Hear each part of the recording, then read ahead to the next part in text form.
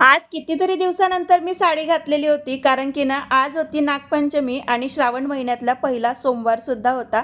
तर इथे ना माझी देवाची सगळी काही पूजा वगैरे झालेली होती. त्यानंतर ना महादेवाच्या पिंडीचा अभिषेक घालून छान अशी पूजा वगैरे करून बेलपत्र वगैरे वाहून श्रावण महिन्यातला जो काही आपला पहिला सोमवार असते ना, त्याची ही जी पूजा आहे ना, ती मी इकडे देवघरातच करून घेतली आणि आपली दुसरी जी पूजा आहे ती म्हणजे नागपंचमीची.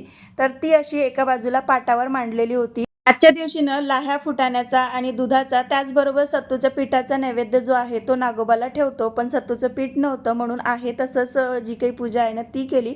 आणि साडी घातल्यावर असं वाटतं की कितीदा आरशात बघू आणि कितीदा नाही. त्यानंतर म्हटलं चला आता पोटपूजा करूया, म्हणून छान असं साबुदाण्याची खिचडी बनवली आणि नाश्ता वगैरे करून घेतला. उपास असल्यामुळे ना आज काहीच खाता येत नव्हतं. तसं तर आमच्याकडे ना बऱ्याच अशा वेगवेगळ्या गोष्टी आहे ज्या आजच्या दिवशी कराव्या लागतात.